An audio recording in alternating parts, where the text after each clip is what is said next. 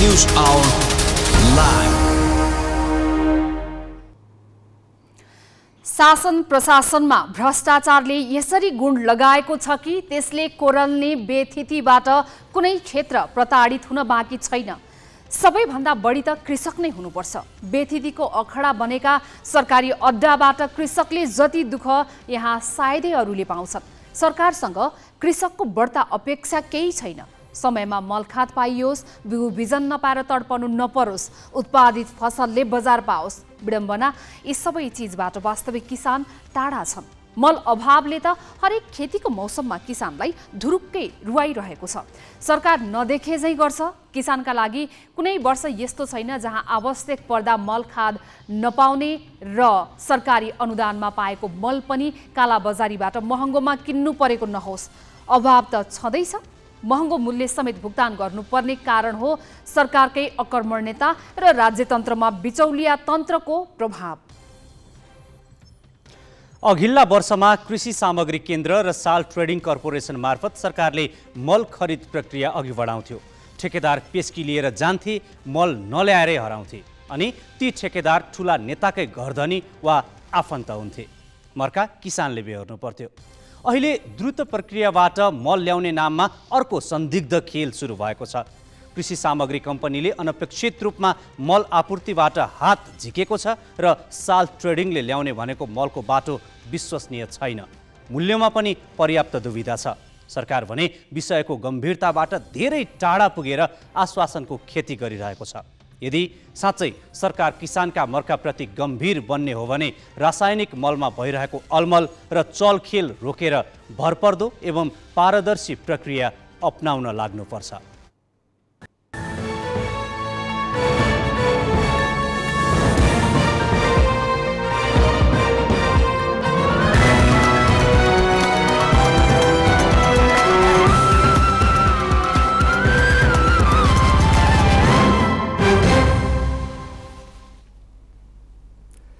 नमस्कार, यो हो galaxy news our.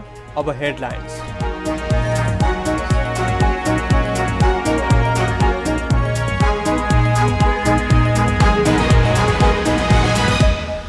Tanahun Chitwan र बारामा भोलि हुने चुनावका लागि मतदान स्थल तयार। 3 क्षेत्रमा 3,53,000 मतदाता। 3 दिनभित्र नतिजा दिइसक्ने आयोगको तयारी। एमाले नेतृत्वको सरकार गण्डकी प्रदेशमा पनि ढल्यो। मुख्यमन्त्री अधिकारीले पाएनन् विश्वासको मत। सबैभन्दा ठूलो दलको हैसियतले अब कांग्रेसले नेतृत्व पाउने। प्रधानमन्त्री दाहाल भारत भ्रमणका लागि व्यग्र देखिए पनि एजेन्डामा छलफल नै सुरु गरिएन। विगतका सहमतिको कार्यान्वयनबाटै संवाद थाल्न विज्ञको सुझाव। अमेरिकामा 3 महिनामै फ्लूका कारण 19,000 भन्दा बढीको मृत्यु। कम्तीमा 2,60,00,000 मानिस प्रभावित भएको तथ्याङ्क। र ए डिभिजन लिगमा सर्च बोयजलाई 1-0 हराउँदै जावला खेलको शीर्ष स्थान कायमै। मसिन्द्रले फ्रेन्ड्सलाई हराउँदा मनाङमर स्याङ्दी खुमलटारसँग पराजित।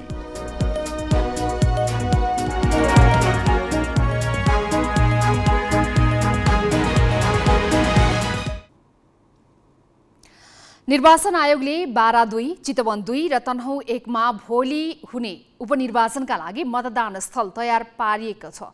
मतदानका लागि बिहान 7 बजेबाट साँझ 5 बजेसम्मको समय तय गरिएको छ। मतदान प्रक्रियामा सहभागी हुने कर्मचारी, सुरक्षाकर्मी, मतदान स्थल र मतदान सामग्री व्यवस्थापनको काम सकिएको निर्वाचन आयोगले जनाएको छ।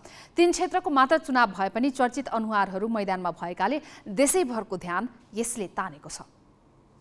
गत चैत 18 गते निर्वाचन अधिकृतको कार्यालय स्थापना भएसँगै 3वटै निर्वाचन क्षेत्रमा उपनिर्वाचनको कार्यक्रम सुरु भएको थियो। मनोनयन दर्ता, उम्मेद्वारको नामावली प्रकाशन, चुनाव चिन्ह वितरण, प्रचार प्रसार हुँदै मतदानका लागि सबै तयारी पूरा भएको हो। निर्वाचन अधिकृतको कार्यालयले कर्मचारी, सुरक्षाकर्मी व्यवस्थापनदेखि मतदातालाई मतदानमा सहज हुने गरी मतदान स्थलको व्यवस्थापन गरेको बताएका छन्। तयारी हाम्रो मतदान अधिकृत र सहायक मतदान अधिकृतको तालिम सम्पन्न भएर पनि 7 गते बेलुका नै सबै मतदान केन्द्रमा मतदान अधिकृत लगायतका सुरक्षाकर्मी सबै मतदान केन्द्रमा पुगेर पनि मतदान केन्द्र निर्माण पनि त्यहाँ भइसकेको छ।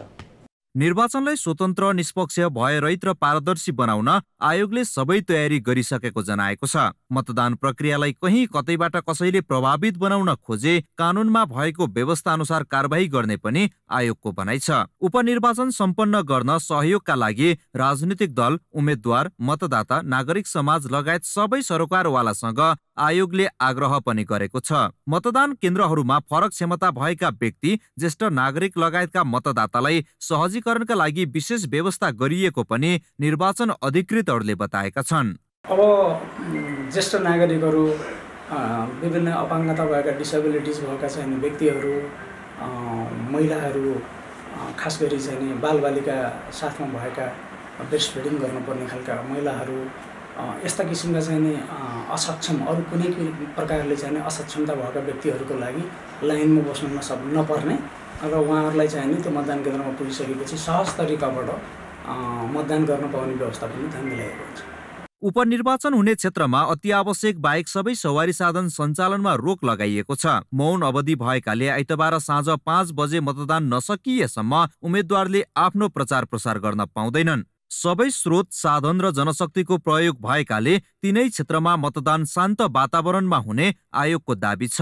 मतदान सम्पन्न भएपछि भोलि नै गणना सुरु गर्ने र 3 दिनभित्र अन्तिम नतिजा सार्वजनिक गर्ने आयोगको तयारी छ। जिल्ला सहकर्मीहरूको सहयोगमा बासु खड्का, ग्यालेक्सी फोके, काठमाडौँ। आम निर्वाचन सम्पन्न भएको 5 महिनापछि 3 क्षेत्रमा भोलि उपनिर्वाचन हुँदैछ।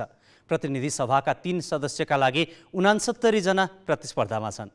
5 महिनाको अन्तरालमा भएको उपनिर्वाचनमा बारा 2 र चितवन 2 मा मतदाता थपिँदा तनहुँ 1 मा भने घटेका छन्।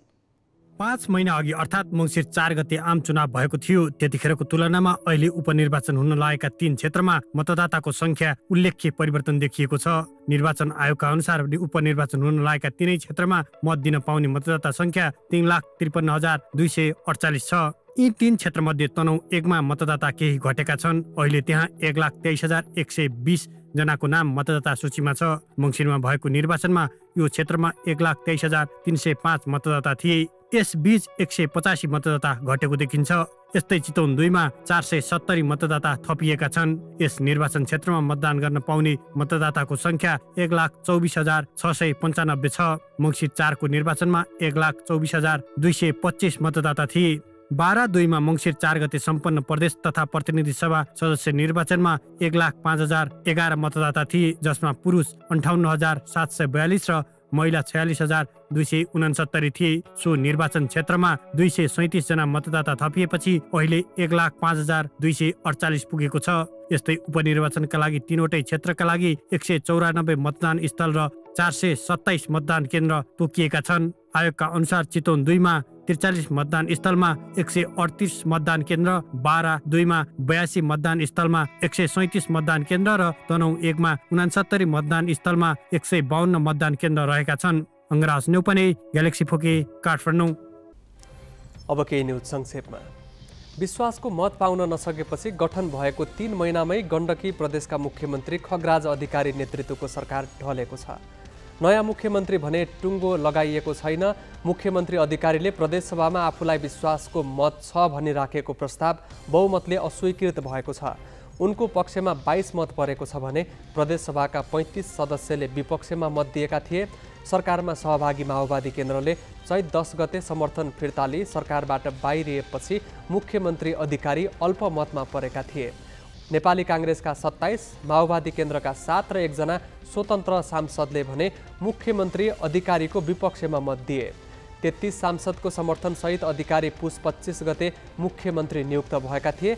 60 सदस्यीय प्रदेशसभामा सरकार बनाउन 31 सांसद आवश्यक पर्छ। अब संविधानको धारा 168 को 3 अन्तर्गत सभामा सबैभन्दा ठूलो दलको हैसियतले नेपाली काङ्ग्रेस संसदीय दलका नेता सुरेन्द्र पाण्डे मुख्यमन्त्री बन्नेछन्। 27 सदस्य रहेको काङ्ग्रेस र सभामुख बाहेक 7 सदस्यीय माओवादी मिल्दा मात्रै पनि गण्डकीमा सरकार बनाउन सहज बहुमत पुग्छ।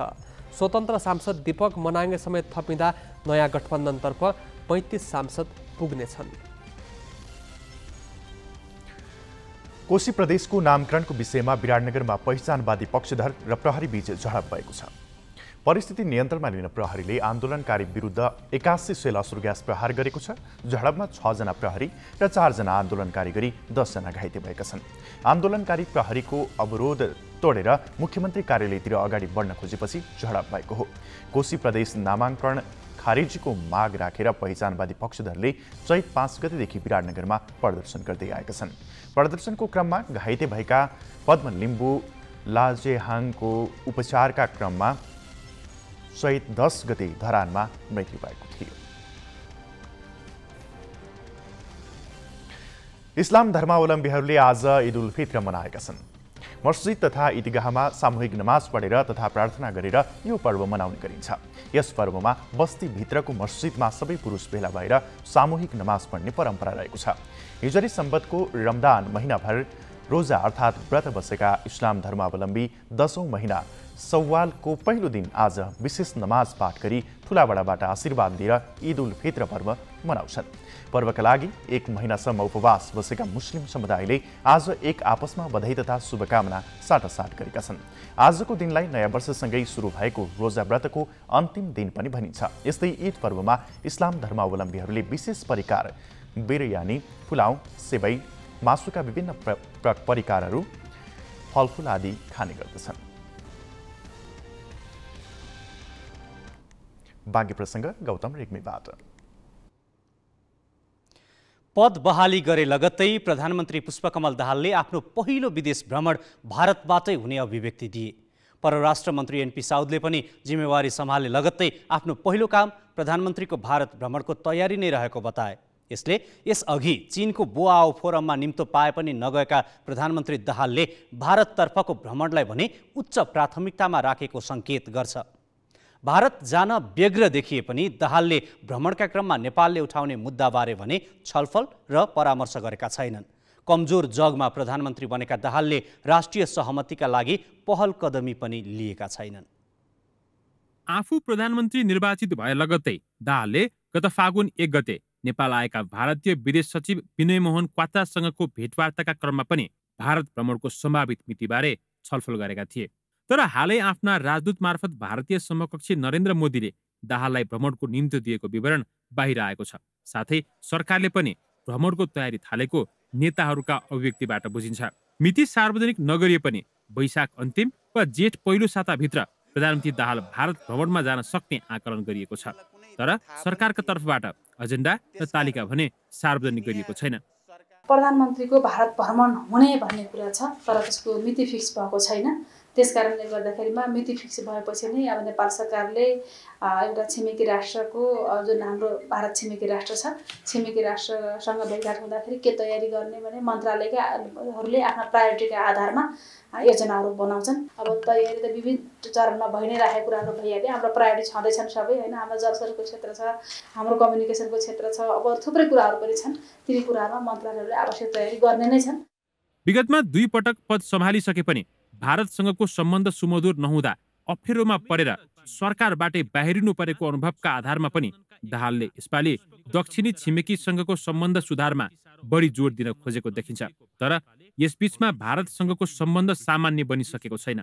भारतले नेपाली भूभाग समेत समेटेर राजनीतिक नक्सा जारी गर्दा नेपालले विरोध जनाएबाट अस्वाभाविक व्यवहार देखाउन थालेको थियो। त्यसपछि नेपाललाई जानकारी नै नदिई लिपुलेक क्षेत्रमा सामरिक महत्त्वका पूर्वाधार विस्तार गर्दा पनि हाम्रो राजनीतिक नेतृत्वले आपत्ति प्रकट गरेको थियो र त्यो पनि भारतले सहज रूपमा लिएन। त्यसो त नेपालले आफ्नै निर्णयमा संविधान जारी गर्दा पनि बेचैन भएको भारतले नाकाबन्दी मात्र गरेन, अन्तर्राष्ट्रिय मञ्चमा नेपाललाई एक्लाउने प्रयास पनि गरेको थियो। नेपालले भारतबाट अतिक्रमित लिपुलेकदेखि लिम्पियाधुरासम्मको भूभाग समेटेर नक्सा जारी गरेपछि ऊ झनै चिरिएको छ र त्यस यता नेपालका प्रधानमन्त्रीलाई दिल्लीले हार्दिकतापूर्वक स्वागत गरेकी छैन। पूर्ववर्ती प्रधानमन्त्री शेरबहादुर देउवाको भ्रमण संयुक्त वक्तव्य नै जारी नगरी टुङ्गिएको थियो। सीमा समस्याका अलावा नेपालले विभिन्न चरणका वार्तामा माग गर्दै आएको हवाई रुटदेखि भारत र बङ्गलादेशसम्मको विद्युत व्यापारको प्रस्तावमा पनि प्रगति हुन सकेको छैन। प्रधानमन्त्रीले गर्ने भ्रमणका क्रममा विगतका सहमतिको कार्यान्वयनबाटै संवाद थाल्नुपर्ने जानकारहरूको सुझाव छ। होइन, अब त्यो बिना सहमतिको होइन, बिना तपाईँको राष्ट्रभित्रको सहमतिको अब वातावरण बिनाको यात्रा भनेको त तीर्थयात्रा। सीमा विवादको बारेमा छलफल सुरु हुन्छ कि हुन्न, हैन हाम्रो चाहिँ एयर कनेक्टिभिटीका कुराहरू नि यसको चाहिँ अब के निरूपण हुन्छ यो त प्रधानमन्त्रीकै तहमा सहजीकरण गर्ने भनेर त भइसकेको छ नि त हो त्यसलाई मैले भन्न खोजेको प्राथमिकतामा निरन्तरतामा तीबाट वार्ता सुरु गर्नु पर्यो अघिल्लो पटकको फलानु प्रधानमन्त्रीको समयमा यस्तो यस्तो कुरा भएको थियो बङ्गलादेशलाई चाहिँ ऊर्जा व्यापारको लागि भारतले पूर्ण सहजीकरण गर्ने भन्ने कमिटमेन्ट आजबाट होइन तपाईँको पटक पटक छ हो त्यो ठ्याक्कै हामीले चाहिँ हाम्रो चाहिँ प्राथमिकता निरन्तरता भनेको त्यो हो भारतीय प्रधानमन्त्री मोदीकै प्रस्तावमा गठन भएको प्रबुद्ध व्यक्ति समूह इपिजीको प्रतिवेदन मोदीले नै बुझ्न नमान्दा नेपाली पक्षमा झन चिसो पसेको छ नेपाल भारत सम्बन्धका धेरै समस्याको समाधान खोजिएको यो प्रतिवेदन झन्डै 5 वर्षदेखि अलपत्र छ दक्षिण पूर्व र पश्चिममा जोडिएको सीमा अनि सांस्कृतिक सम्बन्धसँगै सहज पहुँचका कारण पनि नेपालको भारतसँगको सम्बन्ध अरूका तुलनामा विशेष महत्त्वको मानिन्छ तर नेपालका सबैभन्दा धेरै समस्या पनि भारतसँगै छन् सरकार फेरि पछि बदलिने प्राथमिकता अनि राष्ट्रिय समस्यामा पनि एकमत नहुनु विदेश सम्बन्ध सञ्चालनमा नेपालको सबैभन्दा कमजोर पक्ष हो प्रधानमन्त्री दाहालले यी कमजोरी नसुधारी दिल्लीको मानमनितो खाने हतार मात्र गरे भने केवल भ्रमणका लागि भ्रमण मात्र हुनेछ क्यामेरामा सबिन महर्जनका साथमा पवन पौडेल ग्यालेक्सी फोके काठमाडौँ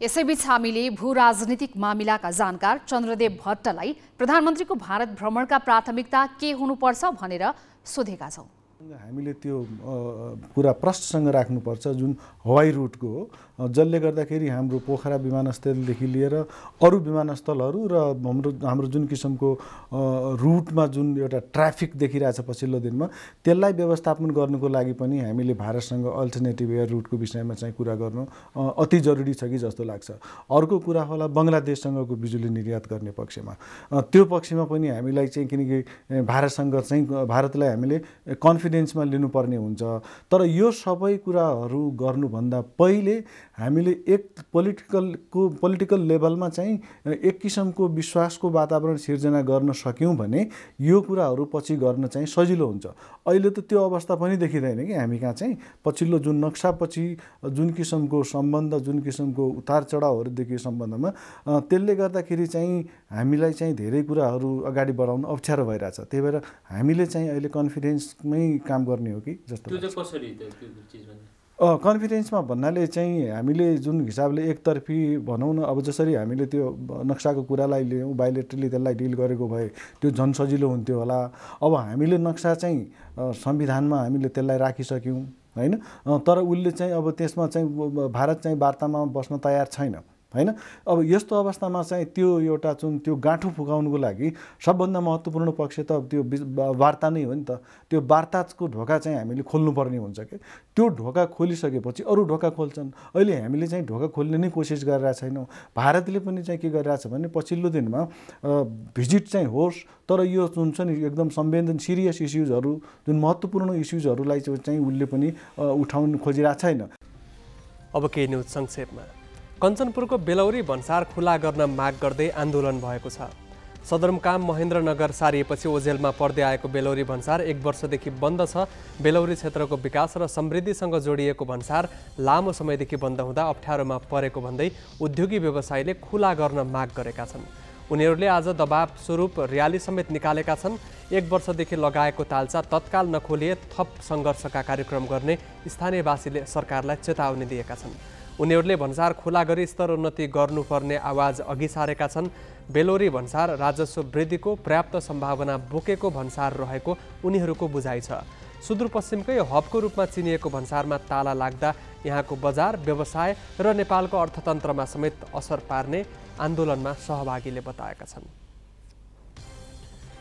नेपालसहित दक्षिण एसियाली देशहरूमा मुख र घाँटीको क्यान्सर जटिल बन्दै गएको छ मुख तथा अनुहार शल्य चिकित्सक सङ्घ नेपालका अनुसार प्रत्येक वर्ष नेपालमा 1300 जना मुख र घाँटीको क्यान्सर 1300 जनामा मुख र घाँटीको क्यान्सर भेटिने गरेको छ समयमै रोग पहिचान र उपचार नहुँदा नेपालसहित दक्षिण एसियाली मुलुकमा यो समस्या जटिल बनेको चिकित्सकहरूको भनाइरहेको छ मुख र घाँटीको क्यान्सरबारे जनचेतना जगाउन शनिबार काठमाडौँमा आयोजित कार्यक्रमका सहभागी चिकित्सकले यो समस्या महिलाभन्दा पुरुषमा बढी भेटिएको र यसको मुख्य कारण पुरुषमा पान गुटखा सुर्ती खैनी चुरोट जाँड र रक्सी सेवनको लत बढी हुनु रहेको बताए यो क्यान्सर नेपाल, भारत, पाकिस्तान र श्रीलङ्का जस्ता देशमा चिन्ताजनक रूपमा बढ्दै गएको चिकित्सकहरूको भनाइ छ।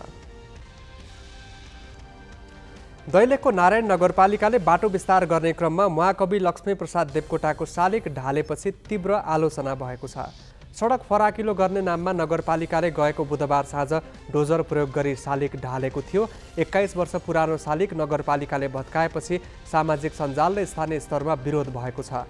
नगरपालिकाले अपमानपूर्वक शालिग भत्काएको नगरवासीको दुखेसो छ। यता नगरपालिकाले भने सडक चौडाइ गर्दा देवकोटाको शालिग हटाउनु पर्ने अवस्था आएको बताएको छ। तर बाहिर हल्ला चले जस्तो अपमान नगरिएको जनप्रतिनिधि बताउँछन्।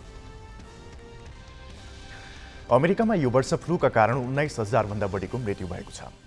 अमेरिकाको रोग नियन्त्रण तथा रोकथाम केन्द्र CDCले शुक्रबार सार्वजनिक गरेको पछिल्लो तथ्याङ्क अनुसार अमेरिकामा सन् 2023 को पहिलो 3 महिना कम्तीमा 2,60,00,000 फ्लूका बिरामी भएका छन्। त्यसमध्ये 2,90,000ले अस्पतालमा भर्ना भएर उपचार सेवा लिएका छन्। तथ्याङ्क अनुसार यो वर्षको पहिलो 100 दिनमा फ्लूका कारण 19,000 जनाको मृत्यु भइसकेको छ। यो मौसममा अहिलेसम्म बाल रोगका कारण 143 जनाको मृत्यु भएको छ। अमेरिकामा 6 महिना वा सोभन्दा बढी उमेर समूहका सबैलाई फ्लूको संक्रमण रहेसम्म वार्षिक फ्लूको खोप लगाउन CDCले सुझाव दिएको छ। बेलायतका उपप्रधानमन्त्री डोमिनिक राबले पदबाट राजीनामा दिएका छन्। आफूमाथि लागेको आरोप पुष्टि भएसँगै न्याय मन्त्री समेत रहेका राबले पदबाट राजीनामा दिएका हुन्। उनले कर्मचारीमाथि दुर्व्यवहार गरेको आरोप पुष्टि भएको हो। राबको व्यवहारमाथि गरिएको अध्ययनमा उनले निजामती कर्मचारीहरूसँग डरलाग्दो र अपमानजनक व्यवहार गरेको देखिएको छ। उनले विदेश मन्त्री हुँदा शक्तिको दुरुपयोग गर्दै कर्मचारीलाई पटक पटक अपमानजनक व्यवहार गरेको अन्तर्राष्ट्रिय सञ्चार माध्यमले जनाएका छन्। तर राबले भने आफूमाथि लागेका सबै आरोप अस्वीकार गरेका छन्। उनले कर्मचारीहरूसँग आफ्नो व्यवहार व्यावसायिक मात्र रहेको दावी समेत गरेका छन्। ट्विटरमा राजीनामा पत्रको प्रतिलिपि पोस्ट गर्दै राबले छानबिनको नतिजा स्वीकार्न आफू बाध्य रहेको उल्लेख गरेका छन्। प्रधानमन्त्री ऋषि सुनकले राबको राजीनामा स्वीकृत गरिसकेको बताइएको छ। बाँकी प्रसङ्ग स्मृति मल्लबाट। विश्वासको मत लिनु 2 दिन अघि लुम्बिनी प्रदेशका मुख्यमन्त्री लीला गिरी नेतृत्वको सरकारले 100 दिनको प्रगति सुनाएको छ। लुम्बिनी प्रदेशको राप्ती उपत्यकामा शनिबार पत्रकार सम्मेलन गरी सरकारले गरेका कामको प्रगति सुनाएको हो। आफ्नै नेतृत्वको सरकारको 100 दिने प्रगति सुनाउन आयोजना गरिएको कार्यक्रममा स्वयं मुख्यमन्त्री लीला गिरी भने उपस्थित भएनन्। लुम्बिनी प्रदेश सरकारले साबिक 13 वटा मन्त्रालयलाई घटाएर 10 वटा बनाउनु नै प्रमुख उपलब्धि मानेको छ। 3 वर्षभित्र 25 अर्ब रुपैयाँ लागतमा राप्ती उपत्यकाभित्र नदी सभ्यतामा सुन्दर सहर निर्माण गर्ने गरी काम सुरु गरिएकोलाई सरकारले उपलब्धिमा राखेको छ। हामी यो राप्ती उपत्यकालाई एउटा मुलुकै सुन्दर सहर बनाउने एउटा परिकल्पना बोकेर जसरी विगतमा पूर्व संस्थापक मुख्यमन्त्री शङ्कर पोखरेल ज्यूको नेतृत्वमा त्यति बेला बनेको सरकारले यहाँ स्थायी राजधानी स्थापना गर्नको निम्ति प्रस्ताव अगाडि सार्यो र सार्वभौम संसदले त्यसलाई सर्वसम्मत ढङ्गले यो देउखुरी उपत्यकामा स्थायी राजधानी राख्ने भनेर निर्णय गर्यो। त्यो निर्णयलाई कार्यान्वयन गर्ने त्यो प्रमुख जिम्मेवारी र दायित्व हाम्रो काँधमा इतिहासले सुम्पिएको थियो र त्यो दायित्व पुरा गर्ने त्यो उच्च अठोट बोकेर त्यो परिकल्पनाका साथ हामीले पदभागी गरेका थियौँ। लुम्बिनी प्रदेशको मुख्यमन्त्री सहित 6 वटा प्रशासनिक भवन प्रदेश सरकारले र 4 वटा राप्ती गाउँपालिकाले बनाइदिने गरी काम भइरहेको छ। यसलाई प्रदेश सरकारले आफ्नो प्रमुख काम भनेको छ। यस्तै 6 महिनामा सङ्कलन हुन नसकेको राजस्व पछिल्लो 2 महिनामा सङ्कलन गर्न सफल भएको सरकारको 100 दिनको उपलब्धिको सूचीमा छ। 100 दिनमा 28 किलोमिटर सडक कालोपत्रे तथा ढलान गरिएको र 5 वटा सडक पुल निर्माणलाई सरकारले उपलब्धिको सूचीमा चढाएको छ। यस अवधिमा 73 वटा कलभट निर्माण भएको छ भने 1 वटा झोलुङ्गे पुल 12वटा सडक ट्र्याक खोलिएको र 23 किलोमिटर पक्की नाला निर्माण गरिएको प्रदेश सरकारको दाबी छ। प्रदेशभरि 6वटा सिँचाइ बाँध तथा मुहान निर्माण गरेको, 58वटा पक्की नहर बनाएको र 53वटा लिफ्ट सिँचाइ आयोजना निर्माण गरिएको प्रगति विवरणमा उल्लेख छ।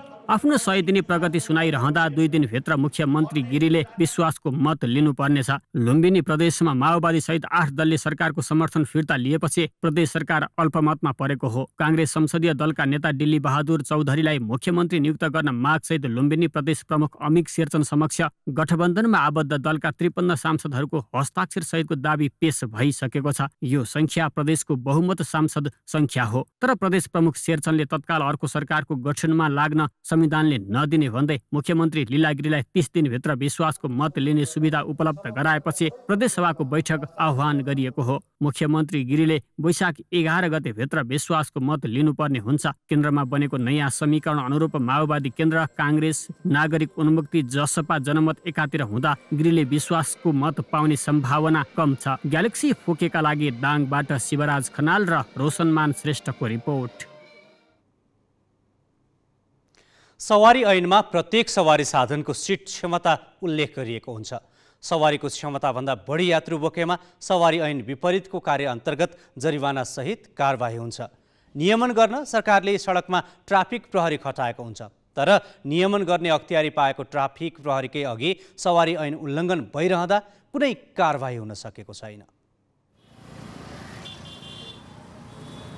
यो बागमती प्रदेश राजधानी हेटौडा बजारको दृश्य हो। बजार क्षेत्रबाट अन्यत्र आउजाउ गर्ने दैनिक 3000 साना तथा मझौला सवारी र 3 पाङ्ग्रे अटो मयुरी सञ्चालनमा छन्। तर यी सवारी साधन नियमन गराउन खटिएको ट्राफिक प्रहरीकै अघिल्लोतिरबाट सिट क्षमताभन्दा निकै बढी यात्रु बोकेर गन्तव्यमा पुग्छन्। ट्राफिक प्रहरी देखे पनि नदेखे झै गरेर बसिरहेका छन्। मझौला प्रकारको म्याजिकमा चालक सहित 8 जना, अटोमा चालक सहित 4 जना राख्नुपर्ने भए पनि सबैजसो सवारीको सिट मोडिफाई गरी धेरै यात्रु अट्ने बनाइएको छ। त्यतिले नपुगेर कतिपय सवारीमा त मुडा समेत राखिएका छन्। यो बिचतिर चाहिँ के त्यो मुडा सुडा राखेर नि चलाउनु हो? त्यो अब कतिजना छन् होला अहिले? 12 जना। चढाउन मिल्ने कतिजना हो त? खोइ त्यो मलाई थाहा छैन। ए बुद्ध चौकबाटै जानुहुन्छ होइन त? यहीँ ट्राफिकहरूसँग केही भन्दा ट्राफिकले देख्यो भने चाहिँ अब कराउँछ होइन, किन नकराउनु, कराउनु चाहिँ कराउँछ। कतिजना हुनुहुन्छ अहिले? 12 जना। हजुर 12 जना। कतिजनाको सिट हो? त्यो हाम्रो बिपुल त हाम्रो 9 सिट हो। यो 3 जना त अनि मुडा पनि राख्नु भएको छ नि बिचमा। मुडा राख्ने बेला मात्रै हाम्रो मुडा राख्नु पाइन्छ। बिहानैबाट सवारी छुट्ने स्थानमा जिल्ला ट्राफिक प्रहरी कार्यालयबाट ट्राफिक प्रहरी नियमन गर्न खटिएका हुन्छन्। तर उनीहरू यसलाई देखे पनि नदेखे झै गर्छन्। जिल्ला ट्राफिक प्रहरी कार्यालय मकवानपुरले भने मानवीय त्रुटि भएको भन्दै पन्छिने गरेको छ। होइन, त्यो नदेखे जस्तो होइन। अब तपाईँलाई थाहा पनि छ हेटौडाको बजार अलिकति साँघुरो छ। अब ट्राफिक व्यवस्थापनमा पिक आवरको अवस्थामा त्यसलाई चाहिँ अब जाम रहित बनाउनलाई अथवा फ्लोलाई सहज गर्न, ट्राफिक फ्लोलाई सहज गर्नलाई पिक आवरको अवस्थामा चाहिँ हामी अब त्यो ट्राफिक फ्लोलाई सहज गर्दै लागेका हुन्छौँ। अब त्यो बेला तपाईँहरूले देखाइ नदेखे जस्तो हुने, तर हामीले चाहिँ पिक आवरको अवस्थामा बाटोमा सहज गरी कसरी हुन्छ, कसरी चाहिँ ढिलासँग बस्नु पर्दैन, जाम हराउन सकिन्छ भन्ने चाहिँ लागेको जस्तो देखिया हुनसक्छ। ट्राफिक प्रहरीले सार्वजनिक सवारीका व्यवसायी सङ्घ संस्थाबाट समेत आर्थिक लाभ लिने गरेको गुनासो पनि सुनिँदै आएको छ। यही प्रलोभनका कारण पनि ट्राफिकले कारबाही गर्न नसकेको हो। हेटौडा बजारमा दैनिक 3000 बढी साना तथा मझौला र अटो मयुरी सञ्चालन हुँदै आएका छन्। ग्यालेक्सी फोकेका लागि हेटौडाबाट देवराज पन्तको रिपोर्ट। नेपाल र भारत सरकार बीच 1 वर्ष अघि नै G2G प्रक्रिया मार्फत 5 वर्षसम्म रासायनिक मल खरिद गर्ने सम्झौता भएको थियो। चालु आर्थिक वर्षका लागि 31 अर्बको मल खरिद गरी सोही प्रक्रियाबाट आयात भइरहेका बेला सरकारले थप 7.5 अर्ब बजेट निकासा गरेर साल ट्रेडिङ कर्पोरेसन मार्फत मात्रै मल खरिद प्रक्रिया अघि बढाएको छ। कृषि सामग्री कम्पनीले असमर्थता जनाएपछि छोटो बाटो प्रयोग गरी साल ट्रेडिङलाई यो जिम्मा दिएको भनिए पनि मलको उत्पादन मुलुक र मूल्यलाई लिएर विवाद सुरु भएको छ। सरकारले चालु आर्थिक वर्षका लागि मल खरिद गर्न बजेटमै 15 अर्ब 6 लाख रुपैयाँ सुनिश्चित गरेको थियो। तर त्यतिले अपुग हुने भएपछि गत साउन 27 गते अर्थ मन्त्रालयले 16 अर्बको थप स्रोत सुनिश्चित गरिदियो। यो वर्ष मल किन्न सरकारले कुल 31 अर्बको बजेट छुट्यायो। G2G प्रक्रिया मार्फत सरकारले कृषि सामग्री कम्पनीलाई 70 र साल ट्रेडिङलाई 30% बजेट निकासा गरेर मल खरिद गर्न लगाएको थियो। हिउँदमा एकपटक मल ल्याएका दुई संस्थाले बाँकी मल ल्याउने अन्तिम चरणमा रहेको बताएका छन्। तर यसबीचमा अर्थ मन्त्रालयबाट थप 7 अर्ब 50 करोड निकासी भई द्रुत प्रक्रियाबाट साल ट्रेडिङ कर्पोरेसनलाई मात्रै मल खरिद गर्न जिम्मा दिएपछि विवाद बढेको छ। यसरी साल ट्रेडिङलाई मात्र मल किन्न जिम्मा दिनेको कारण यस प्रक्रियामा प्रश्न उठेपछि मात्रै शुक्रबार विज्ञप्ति मार्फत जानकारी दिँदै कृषि मन्त्रालयले गत फागुन 15 गते नै कृषि सामग्री कम्पनीले तोकिएको अवधिमा मल खरिद गर्न नसक्ने भनेर दिएको पत्रलाई कारण बनेको छ। तर 2077-78 मा भने कृषि सामग्रीले ठेक्का लगाएको 34 दिनमै मल खरिद गरेर ल्याएको उदाहरण पनि छ। सरकार आफैले G2G मार्फत भारतको मल खरिद गर्ने निर्णय यसअघि नै गरिसकेको अवस्थामा अहिले किन छोटो बाटो प्रयोग गरेर हतारमा मल किन्न दियो भन्दै जनप्रतिनिधिले प्रश्न उठाएका छन्। सबै कुरा हुँदै फेरि किन फास्ट ट्र्याकको आवश्यकता पर्यो र त्यसमा पनि फेरि अर्थ मन्त्रालयले टेन्डर निकालेर पैसा समेत दिइसकेको मैले थाहा पाएँ। मलाई बडा आश्चर्य लाग्यो। फेरि गुणस्तरहीन हैन, जस्तै भारतबाट ल्याएको मलको गुणस्तर भएको मल ल्याएको थियो, अहिले सुन्दैछु त्यो गुणस्तरहीन इरानको मल आउँदैछ। अब यसरी कसरी गर्यो, किन गर्यो, के स्वार्थमा गर्यो, कहीँ न कहीँ केही गलत तत्त्वको हामीले आभास पाएँ। त्यसैले यो इस्युलाई सदनमै एड्रेस गर्न लागे र सरकारको ध्यान आकर्षण सभामुख मार्फत गराएको थिएँ म अस्ति बोलेर।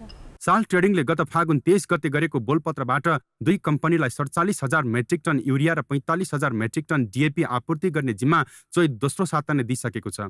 इन्डियन पोटास लिमिटेड र स्विस सिङ्गापुरले आउने असार मसान्तसम्ममा 4 चरणमा गरी मल ल्याइ पुर्याउने प्रतिबद्धता जनाएका छन्। युरिया पहिलो खेपमा प्रति टन $432 र दोस्रो खेपमा $419 मूल्य परेको छ। DAP प्रति टन $738 मूल्य परेको छ। हामीले असारसम्म ल्याउनलाई सम्पूर्ण टेन्डर प्रक्रिया गरेर एलसी खोल्नेदेखि लिएर प्रक्रिया पुरा गरेछौँ। अन्तिमको यो 20,000 मेट्रिक टन चाहिँ भर्खरै भएको हुनाले यसको सम्झौता हुँदैछ। यसलाई पनि हामी असारसम्म मसान्तभित्र ल्याउने प्रयासमा छौँ। साल ट्रेडिङले समयमै मल ल्याउने भने पनि ठेक्का पाएको इन्डियन पोटास लिमिटेड IPLले पहिलो खेपमा खरिद गरेर विशाखापट्टनम बन्दरगाहमा ल्याएको 20,000 मेट्रिक टन युरिया भारतीय नियामक निकाय डिपार्टमेन्ट अफ फर्टिलाइजर DOPले रोकिदिएको छ। इरानबाट ल्याएको हुन सक्ने आशंकामा भारतले यो मल रोकेको हुन सक्ने आशंका छ। भारतले इरानलाई आयात प्रतिबन्ध देशको सूचीमा राखेको छ।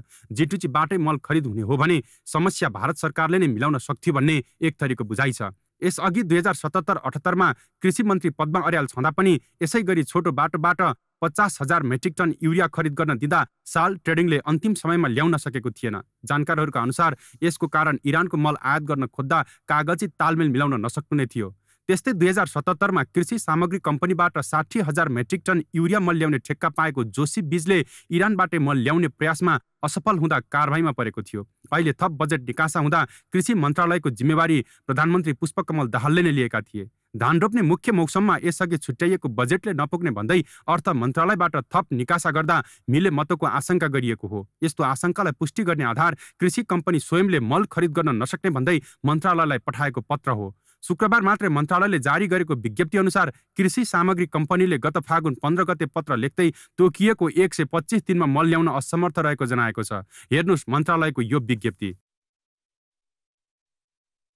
कोरोना अवधिमा समेत ठेक्का दिएको 34 दिनभित्र मल ल्याएको कृषि कम्पनीले पछिल्लो खेपको मल खरिद समयमै गर्न असमर्थ छु किन भन्यो। भर्खरै नियुक्ति भएका कृषि मन्त्री बेदुराम भुसालले भने आफूभन्दा अघि भएका कामबारे जानकारी नभएको तर मल खरिद G2G प्रक्रिया मार्फत नै हुनुपर्नेमा आफू रहेको बताए। मल आयातमा यो ढिलो हुने लामो जुन प्रक्रिया छ त्यसलाई छुट्याउने गरी ऐन कानुनमा सुधार गर्नु पर्यो, तत्कालै गर्नुपर्छ भन्ने विषय हो यो।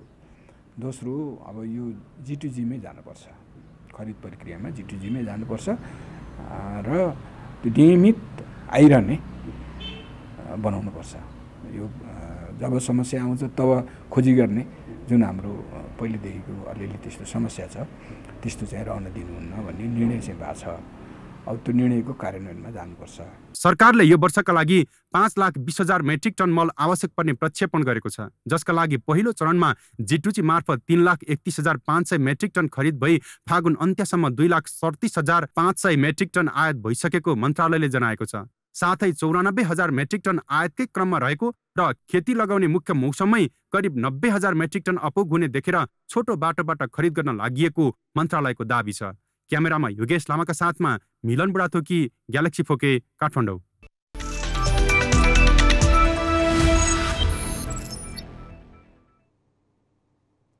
Jawalakhel youth club Shahid Smarak A division लिगको शीर्ष स्थानमा कायमै रहेको छ। त्रिपुरेश्वर स्थित दशरथ रङ्गशालामा भएको खेलमा जावलाखेलले चर्च बोइज युनाइटेडलाई 1-0 गोलले हराउँदै शीर्ष स्थान कायमै राखेको हो। जावलाखेलले शीर्ष स्थानमा दोस्रो स्थानको चर्च बोइजभन्दा 5 अङ्कको अग्रता बनाएको छ। पहिलो हाफ गोलरहित बराबरीमा सकिएको खेलको दोस्रो हाफमा जावलाखेलका एन्कोटो मोसावीले निर्णायक गोल गरे। खेलको 65औं मिनेटमा मोसावीले एकल प्रयासमा निर्णायक गोल गरेका हुन्।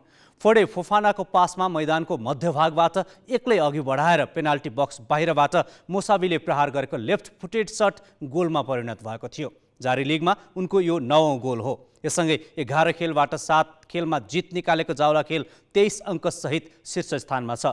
चर्च बोइजको भने यो पहिलो हार हो। 11 खेलमा चर्च बोइज 18 अङ्क जोडेर दोस्रो स्थानमा छ। आज दिउँसो भएको खेलमा मनाङ मर्स्याङदी क्लब FC खुमलटारसँग पराजित भएको छ। त्रिपुरेश्वर स्थित दशरथ रङ्गशालामा भएको खेलमा मनाङलाई FC खुमलटारले 2-1 गोलले हराएको हो।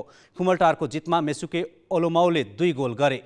मनाङका कोफी कुडोले 1 गोल फर्काए। खेलको 13औं मिनेटमा मेसुकेले गोल गर्दै खुमलटारलाई अग्रता दिलाए। खेलको 53औं मिनेटमा मनाङका कुडोले पेनाल्टीमा गोल गर्दै खेल 1-1 को बराबरीमा ल्याए। खुमलटारका विशाल बस्नेतले पेनाल्टी बक्सभित्र सुमित श्रेष्ठलाई फाउल गरेर लडाएपछि मनाङले पेनाल्टी पाएको थियो। 61औं मिनेटमा मनाङले फेरि पेनाल्टी पाए, तर यसपटक कुडो पेनाल्टीमा चुके। उनको प्रहार बाहिरियो। त्यसपछि खेलको इन्जुरी समयमा मेसुकेले व्यक्तिगत दोस्रो गोल गर्दै खुमलटारलाई 2-1 गोलको जित दिलाए। यससँगै खुमलटारले 11 खेलबाट 13 अङ्क जोडेको छ। समान खेलबाट मनाङको 15 अङ्क छ। यस्तै अर्को खेलमा मछिन्द्र क्लबले फ्रेन्ड्सलाई 2-1 गोलले पराजित गरेको छ। पहिलो हाफको अन्तिम मिनेटमा चेन्चो ग्याल्सनले मछिन्द्रलाई अग्रता दिलाए। लिगमा चेन्चोको यो पहिलो गोल हो। 62औं मिनेटमा देवेन्द्र तामाङले टोलीको अग्रता दोब्बर बनाए। 76औं मिनेटमा रफिक अमिनुले गोल गर्दै फ्रेन्ड्सलाई खेलमा फर्काउने प्रयास गरे, तर थप गोल हुन नसक्दा खेल मछिन्द्रले 2-1 गोलले जित्यो। यस जितसँगै मछिन्द्रले 11 खेलमा 16 अङ्क जोडेको छ। पराजित फ्रेन्ड्सको समान खेलबाट 11 अङ्क छ।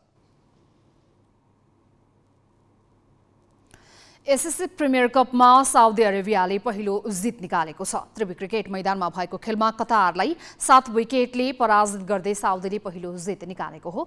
टस हारेर ब्याटिङको निम्तो पाएको कतार 49 ओभर 5 बलमा 216 रन जोड्दै समेटियो। कतारका लागि महमुद तनवीरले 46, कमरान खानले 36 र इमाल लियानागीले 31 रन जोडे।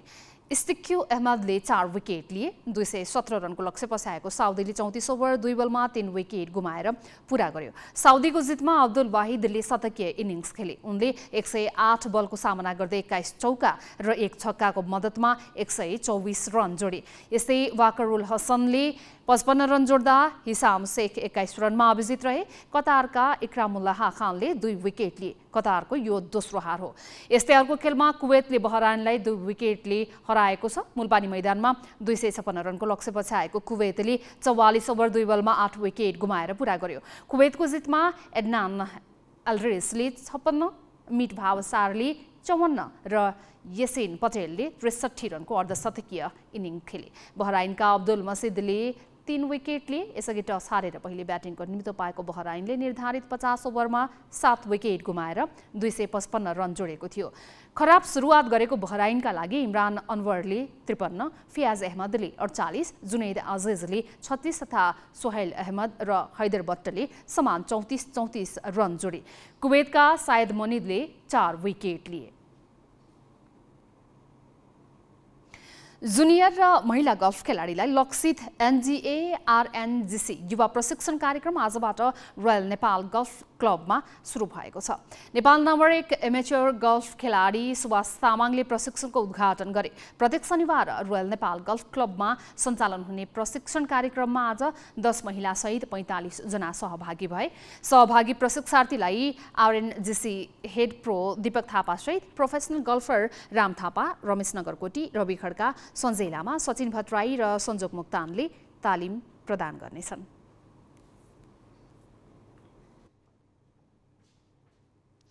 खेलाडीमाथि लगानी गर्दा र सेवा सुविधा प्रदान गर्दा प्रतिफल उत्कृष्ट आउँछ भन्ने उदाहरण नेपाल गल्फ सङ्घ बनेको छ।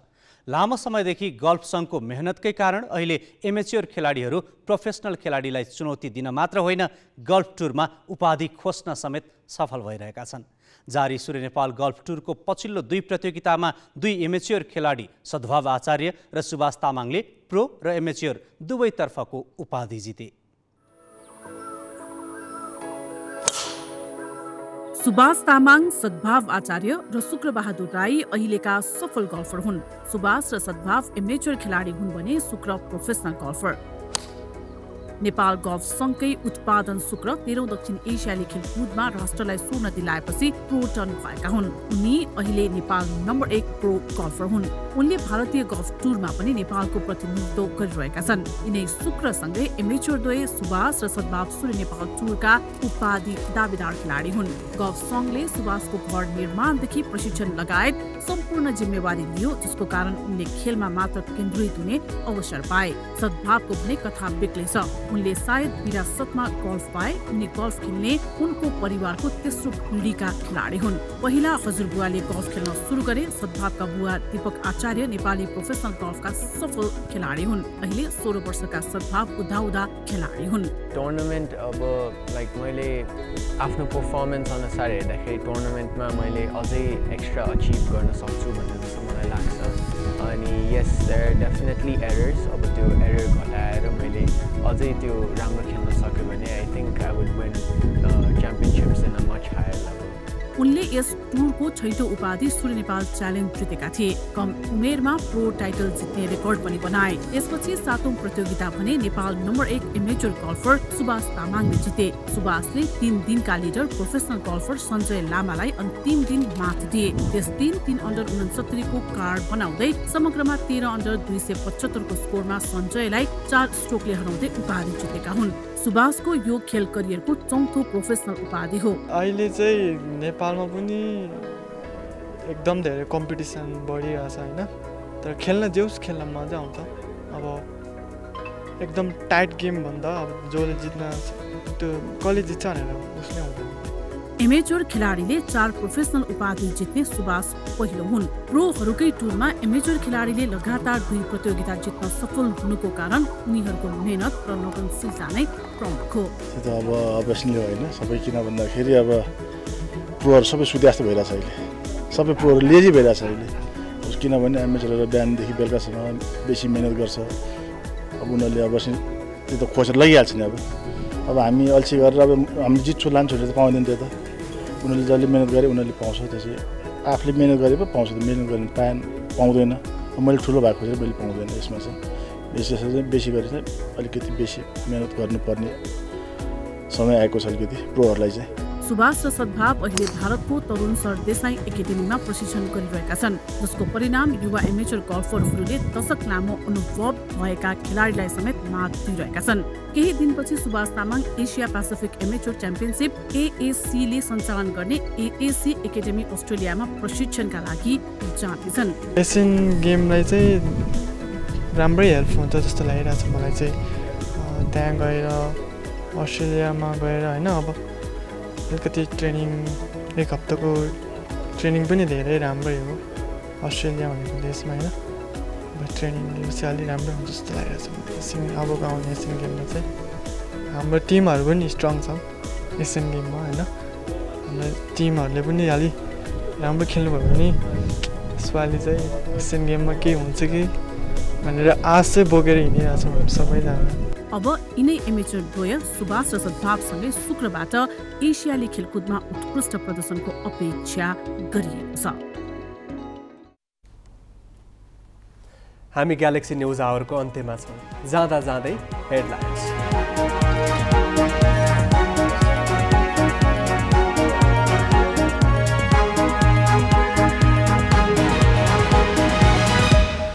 तनहुँ, चितवन र बारामा भोलि हुने चुनावका लागि मतदान स्थल तयार। 3 क्षेत्रमा 3,53,000 मतदाता। 3 दिनभित्र नतिजा दिइसक्ने आयोगको तयारी।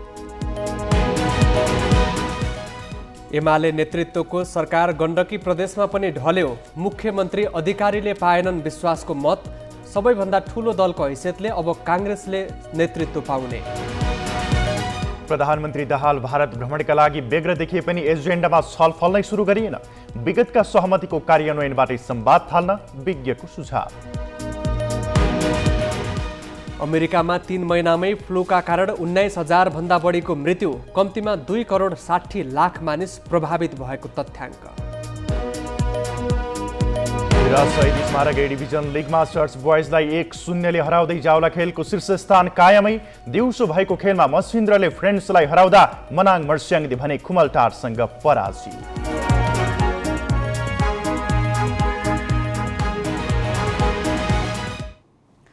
आजलाई ग्यालेक्सी न्युज आवर सकियो।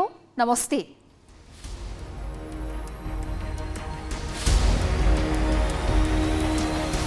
This is Galaxy News Hour Live.